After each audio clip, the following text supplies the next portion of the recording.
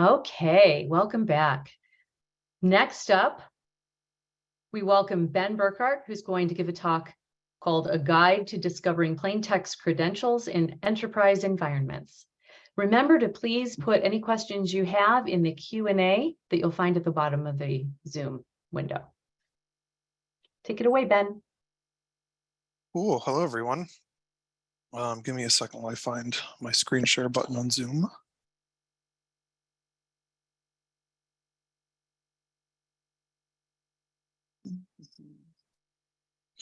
It always moves on me, I swear.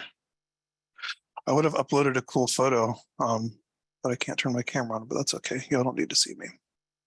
Yeah, we noticed there's an issue with the video for some reason. That's okay. My room's a mess anyway.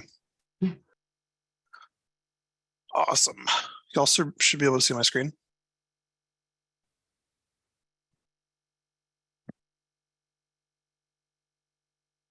Sorry, yes, as we were muted. Oh, cool.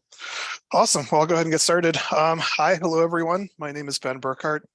This is a rough beginner's overview, enthusiast intro guide to ways to try and find and discover plaintext credentials in enterprise environments.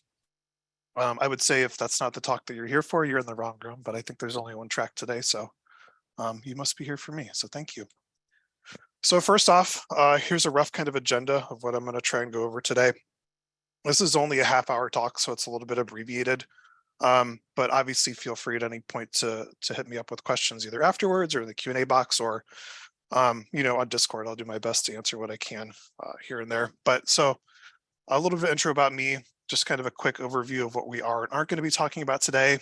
A brief overview of network file shares and the things that they could contain. A brief overview of Active Directory metadata and some cool stuff that can be found in that information. We'll kind of talk a little bit about internal and external CI/CD services, things like Bitbucket, Git, things like that, where we can find credentials and other secrets. A brief warning about canaries, because they do exist. They are easy to deploy and prevalent in use in clients with, relatively mature security programs or practices. So we'll talk about those briefly. We'll talk about some last resorts, some buzzer beater full court shots if you run out of everything that you think you could do in a test to try and get somewhere.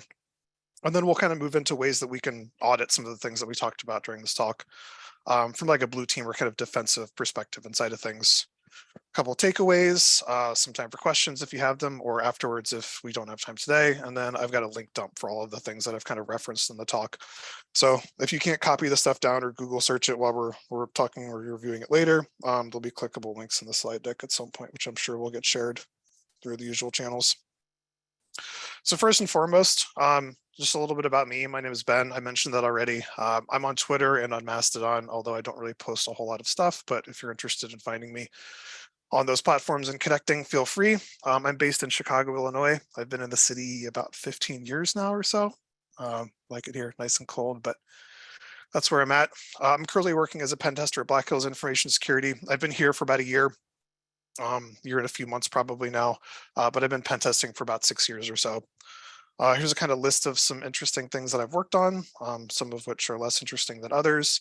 One thing I do want to call out that I've given a couple other talks about bartending and soft skills. I was a bartender for probably 10 or 11 years before I transitioned into InfoSec. So if you're interested in looking up some talks on that, you can search me on YouTube and find those out there if you want. A list of things that I enjoy, which is kind of relatively generic, except for Louise, which is my adopted retired racing greyhound who ran for about 8 races and came in last in all of them and now gets to live on the couch living her best life. So real quickly, just what we're going to talk about what this talk isn't. So this isn't a talk about coercion methods. My coworker Gabriel just did a really great talk on that, which you can find on the internet if you're interested. This isn't a talk on ADCS. The Windows attack surface and research landscape has had a lot of really tremendous breakthroughs in the last 2 years or so, specifically around ADCS and all the different forms of coercion and petit potam and all these different ways that you can elevate privileges from a standard user to domain admin through these incredibly complex attack chains. So I'm not going to talk about any of those. This isn't a talk about AWS or cloud attacks. Some of the stuff that we talk about is applicable to those services, but there are people who are much more well-versed in that type of environment, and there are much better things that you could spend your time watching or reading been listening to me talk about AWS or cloud stuff. This is not to talk about password cracking, although I do love cracking passwords. I think that one of the most insightful things you can learn about an organization is what their end users use for their passwords. I think that's always kind of a funny insight to figure out if you get to that point where you're cracking everything in an organization. And once again, this isn't bleeding edge, cutting edge, insane research. I'm not a developer. Like I said, I came from bars before this. So this is, not highly technical in nature, I would say. So now we'll talk about what this is, and I think one of the things that interests me most about passwords is it's almost like a non-breach breach, if that makes sense, right? We're not really exploiting vulnerabilities, that are present on systems. We're not necessarily taking advantage of configuration issues, right? We're finding credentials and we're using those and we're pretending to be another user. And that's honestly what a lot of users do all the time, especially administrators. And one of the things that I think we as attackers, want to keep in mind is often the best attackers look like standard administrators of an environment, right? So I think there's something interesting and something to be said about that. Some of the stuff I'm going to go over in this talk is more ways of thinking and approaches and interesting ideas that I thought were interesting when it comes to trying to find passwords in environments. I've got some tools and some ways to use them, but what I generally want to try and convey during the course of this is just like a methodology and a mentality when it comes to looking for passwords.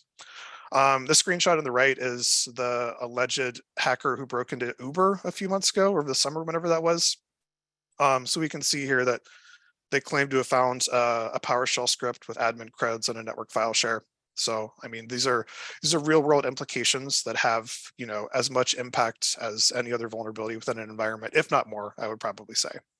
And then another quick aside, I threw a screenshot in here of this country magazine. I grew up visiting my grandma on a farm in Southeast Ohio, and she had a subscription to this country magazine. And one of the things that they did, and I almost thought this was like a fever dream, it just kind of returned to me a couple weeks ago. But one of the things they did was they hid this really tiny image of a needle, like one of them in every issue of the magazine. And as a kid, I would just remember spending hours and hours like poring over the pages of this magazine, trying to find this tiny needle. Like you didn't get any prizes or anything, like nothing came of it, but it was just like kind of a fun little Easter egg.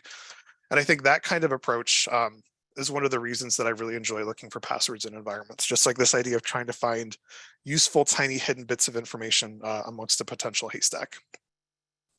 So the first thing I want to talk about is network file shares, NFS shares. So I think this is where more often than not, you see the most creep when it comes to potentially sensitive data.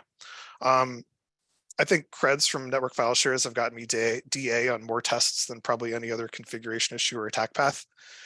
Just because it's easy. It's easy to impersonate other users. It's easy to use tools like run as and spawn PowerShell sessions as other users. It's easy to initiate RDP connections to other hosts as other users, right? Like a lot of those things aren't necessarily potentially kind of noisy or suspicious activities, especially if you're an administrator. Like those are things that administrators do all the time. There's also not a whole lot of really great tooling when it comes to battling network file share creep.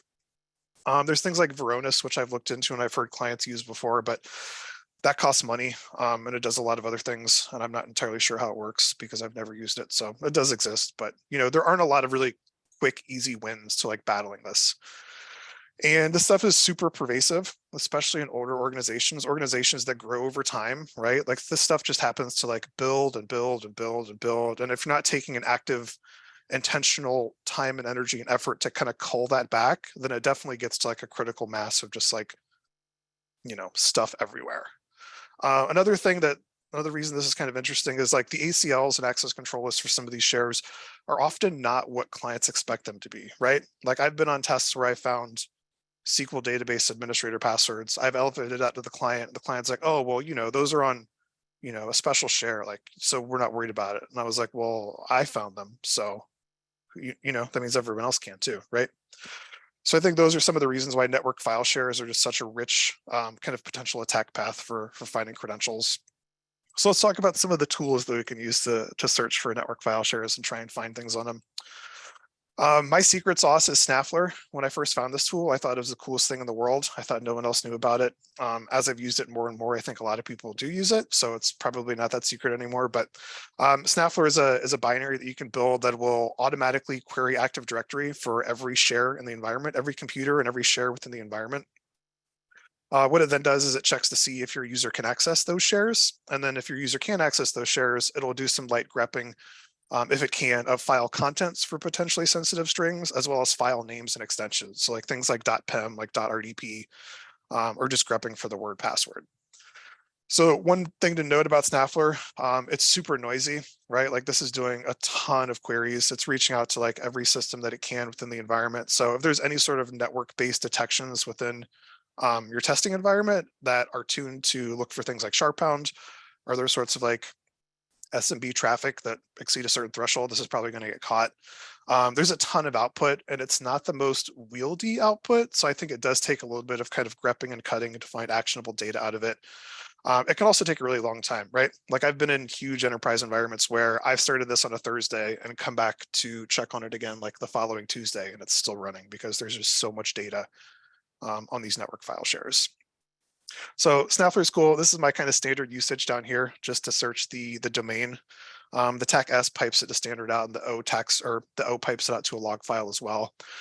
Like I said, it's a lot of data. It's definitely noisy. It could get you caught if you're trying to be sneaky, but we're not always trying to be sneaky, right? Another interesting thing that I just started recently doing within the last couple of months is running this locally.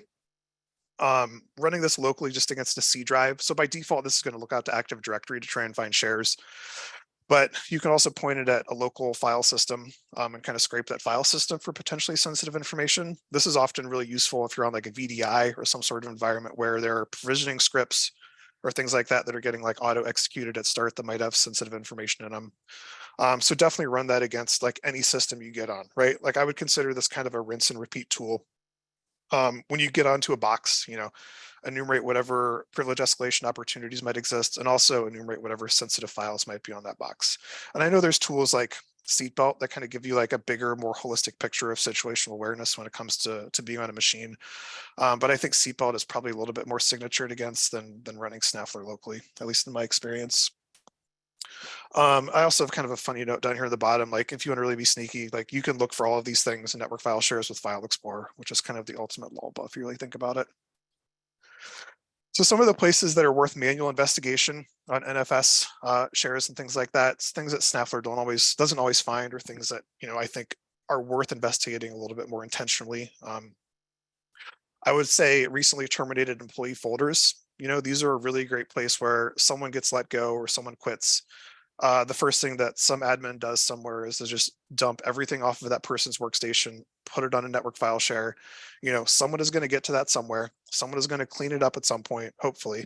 Someone is going to keep the pertinent information from that folder and delete what's not pertinent, and then apply the proper access control lists. But I've been on a lot of engagements where you can find these recently terminated employee folders and none of that data has gotten scraped through, right? This is kind of a process failure where unless someone is on top of taking care of that task and seeing it through to completion, there's a lot of gaps that can exist in those processes where you might be able to find interesting or actionable data. Another thing that Snaffler doesn't always pick up on are PDFs. Like I don't think it does really a great job of scraping PDFs. So sometimes if you can find like scan upload folders where there's some sort of device in an office where everything that gets scanned gets sent to that network file share, you can look through those PDFs and try and find sensitive data. And OneNote backups. I don't think Snaffler does a great job at searching out OneNote backups, but these things, if you can find them, are trivially easy to export and load locally. And I think there's kind of a little bit of inherent trust in the fact that you're using a Microsoft product. So I say that jokingly, but people, I think, have a tendency to consider what they would put in a OneNote notebook on their machine, maybe slightly more secure than like a flat text file on disk. So there's a potential for more interesting stuff in one of those. Looking at sysvol, I think this is kind of like domain privilege escalation 101, right? But you often find things in sysvol that have hard-coded creds or other deployment scripts or things like that that are worth checking out. Excuse me. So you can use tools like FindString as well if you don't want to use like things like Snaffler, just to look for like kind of quick files or certain things like that. Excuse me. PowerView also contains a lot of this functionality. If you've got a PowerShell environment, I think there's like find interesting file or enumerate shares. There's a couple different functions built into PowerView that kind of give you some of this like network file share situational awareness, which is pretty great too.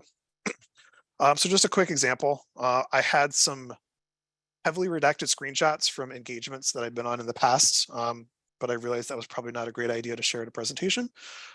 So what I did is I went ahead and I just Google searched for things that were close. So you'll see this is a recipe for pancakes, but just imagine that this was a network file share with a OneNote note drive backup that had sensitive credentials in it that we have found. So another thing that is worth checking out that's kind of like network file shares but different is SharePoint.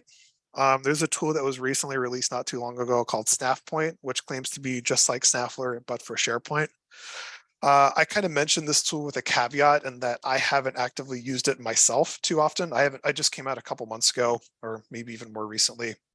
I haven't been on an engagement with a SharePoint or Office 365 environment, so I hadn't had a chance to use this. But I will say that SharePoint also has a really great search function that just lets you type in whatever you want to search for it. So, you don't even really need tools to look for sensitive data within SharePoint if you can just type in password and see what kind of comes up.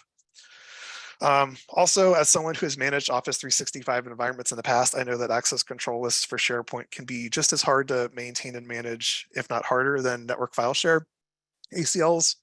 So this is another opportunity where process failures often abound, and users have access to things that they might not necessarily have access to. And the last interesting thing that I want to call out specifically about SnapPoint is because this is accessing cloud resources, there are a variety of different ways where you can obtain authentication of those cloud resources, right? So you don't necessarily have to be on an endpoint within a client environment to be able to use this tool.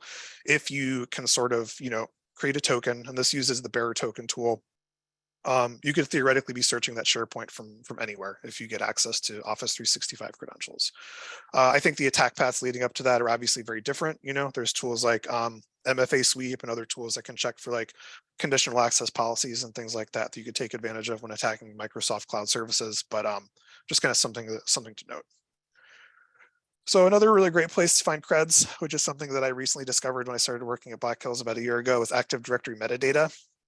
And you say to yourself, Ben, there's no way anyone in their right mind would store the password to a domain account in the information field of an AD object. No one would do that. No way. And I will tell you, they do. They do often and a lot. AD Explorer is a great tool for interacting with this data. If you haven't used AD Explorer, Sally has some really great blog posts on interacting with client environments with AD Explorer. Another really great thing you can do with AD Explorer is export snapshots of an Active Directory environment, which are, for the most part, generally much more sneaky and stealthy than using Bloodhound to collect that data. You can then convert that data into something that Bloodhound can read and ingest it, and boom, you've got Bloodhound data. I've got some quick strings here for looking for passwords in Active Directory objects. This uses the ADSI searcher functionality.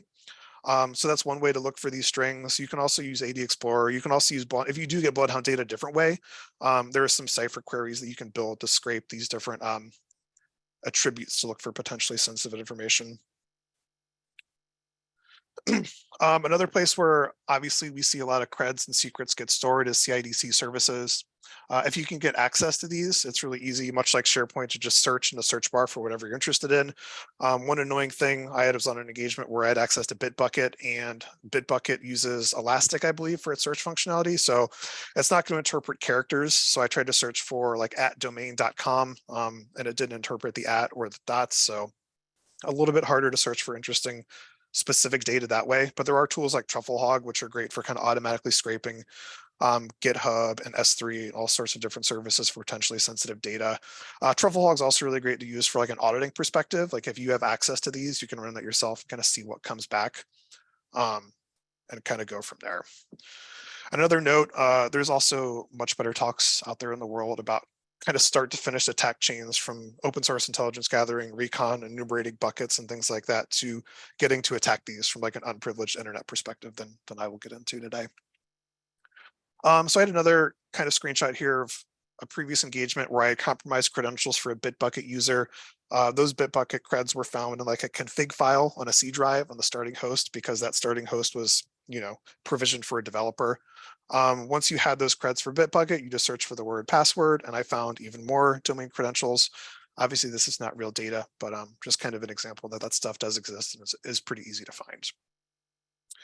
So with all of that in mind, one thing to make note of is canaries, right? Canaries do exist. If something seems too good to be true, there is the possibility that it might be.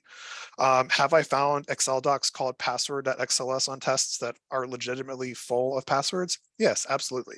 Have there been other times where I found those same Excel docs and gotten a warning from the client after I opened it that I triggered a canary token? Also, yes. Just a reminder, everyone is in charge of their own threat model. You get to choose your own adventure when it comes to OPSEC. If you want to be super slow, there are probably really great ways to try and figure out whether or not these files are legitimate or real. Maybe looking at what the containing folder is, what else is in that containing folder, what the timestamps are on these if you find multiple ones together. Obviously, in an ideal world, everyone would have 6 months to perform an engagement and we could move as slow as we wanted the entire time. But the reality of pen testing is sometimes you have 5 to 10 days to do the work, and we want to try and maximize impact and provide as much value to the client as possible. Part of that might be opening a document that you have a suspicion might be a canary token, but you got to find out anyway. So one time I did find one of these that was a canary token. I had a great screenshot of the alert that the client had sent me. So I scrubbed that and pulled one from Google. So this is a sample of what a canary token alert looks like when it gets generated when you open whatever the file might be. So another interesting thing that I found, which is kind of funny, and I just wanted to make a joke about, was files that have passwords in the name of the file. I feel like I've seen this often when testing financial institutions where there might be some sort of compliance driver that says, hey, these documents, because they contain sensitive financial data, need to be encrypted or password protected. So to get around that, because these documents need to get shared around heavily internally, clients will put the password to the document in the file name. So I have seen that a lot. It's quite funny. The last time I found that, there was a CFO's social security number in one of the documents. So clearly not super effective. Just want to talk about some kind of last resorts, aka shots in the dark. So this has worked for me a handful of times in my career, but if you really can't find anything anywhere, sometimes I'll run T-Shark and just run like a network traffic capture for as long as I can without that file size getting too aggressive. And there's this really great tool called pcreds written by, I'm going to butcher this person's name, Laurent, who's the person that created Responder. And this tool, you can either have this tool listening while T-Shark is running and scraping for credentials, or you can point it at a PCAP or any other kind of like network traffic file type that will attempt to scrape all of that data for potentially interesting NTLM, NTLM-v2, Kerberos, HTTP basic auth, things like that. Excuse me. So there have been times where I've used this and gotten HTTP plaintext creds for certain services that are like automated within an environment that you can use. So that's kind of fun, an interesting way to try and do things. So with all that in mind, what are some of the ways that we as defenders can help kind of cull this, right? So there's a really great tool from NetSpy called PowerHunt Shares. This is a relatively recent tool that came out. What it does is it kind of does what Snaffler does, except instead of pulling interesting file names and all of that, it's just kind of doing a little bit more in-depth enumeration of access controls, who can get to what computers have the most excessive share permissions and privileges and things like that. It's really great for defenders and auditors, not necessarily super actionable for attackers, but it is free and open source. So if you're interested, maybe not open source, but if it is free, so if you're interested, you can pull that from GitHub and do some auditing and create some nice actionable reports. If you want to do it yourself, you can use Snaffler. Snaffler is one of those things that I recommend clients use regularly themselves internally, like along with SharpHound, just to get an idea of what exists and doesn't in the environment. So here's kind of like my cheat sheet for that. You can grep for file, which will give you all of the files that Snaffler found, and then pipe that to word count line. And you can also do that with creating a tree walker, which is the text that Snaffler will create when it finds a share. You can compare those over time just to see how the number of accessible files and shares is changing. You can also obviously use that data to go check out what those files and shares are and clean those up on your own. But that's just kind of a free and open source way to do it as well that I would recommend. And some last takeaways. First and foremost, like fixing these things is incredibly hard, right? Security is always that balance between what's usable and what's secure, because if we wanted to make things absolutely secure, we would go bury our laptops in our backyards and never get on them whatsoever, right? Or my mom, who has all of her passwords written down on notepad pieces in her home. If she loses those notepad pieces because someone breaks into her house, clearly I have bigger concerns than whether or not they can get on her Facebook. But finding that balance between usability and security is like the ultimate goal. And a lot of the ways that these creds end up being in accessible places is because of process failures, right? So it's not necessarily a patch that you can just push that's going to fix these problems. These are things that need to be part of the culture, kind of need to be ingrained within an organization, and it has to be an active effort to keep these things secure. There's no point in having LastPass for your organization if a developer is still just going to save passwords to a database on a text file in their workstation, right? So there has to be buy-in from the people using these tools to make them effective. And honestly, people are lazy. And spoiler alert, that's me. I'm the lazy person. I think we're all guilty of doing this one time or another, right? Like we're just going to copy paste a password into this text file, just so we can get it on a VM and we can copy and paste it easier, et cetera, et cetera. And what happens in an enterprise organization when those things accidentally get saved and not deleted and are found, 2 years later by a pen tester, right? So I fully admit that this is not an easy problem to fix. And it does require, I think, intentionality and effort and kind of being aware of what the potential ramifications and implications of finding these creds are.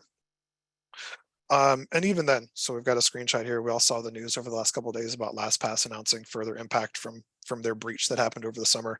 So regardless of how you store passwords and where, there is always the potential for those passwords to be recovered, which is another gentle reminder that defense in depth is your friend. We're not trying to make it impossible for attackers to get into your organization, but we're just trying to make it harder and take longer and for them to be slower and hopefully for detections to be able to catch up to those activities and respond accordingly. And lastly, I have a slide just called questions plus link dump.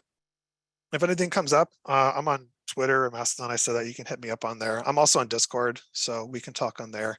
But here are all of the links to things that I referenced during the course of this talk, which will be clickable once the slide deck ends up in your hands. I'm going to go ahead and stop sharing. We got about 4 minutes left and see if I can find the Q&A box. Here it is. Thanks for your excellent talk, Ben. We've noticed that there are some questions waiting for you over in your Discord channel, but I think the most burning question is, what was your favorite drink to mix when you were a bartender? Oh, my favorite drinks to make, I think a lot of bartenders like making tiki drinks, right? They're just a little bit ostentatious. You're using a ton of ingredients. You're using high proof ingredients. You're using fun syrups and lighting things on fire and stuff like that. So my favorite drink to make and to drink is a Jungle Bird. It's kind of a dark rum tiki drink with pineapple and Campari. So it's got a little bit of bitterness to kind of balance out the sweetness of that you would ordinarily find, I think, in a lot of tiki drinks, just like a little bit of bitter to make things a little bit more palatable overall. Intriguing. I'll have to look for that recipe. Try it soon. Yeah, that's a good one. We don't have any other open questions here on Zoom, though. So thank you again for your excellent presentation. We appreciate you speaking. And everyone, Ben will be over in Discord to talk about this further and answer your questions. So head over there and we will take the quick transition break that you've become accustomed to and be back at the top of the hour. Thank you. Thanks for listening, y'all. Happy Friday.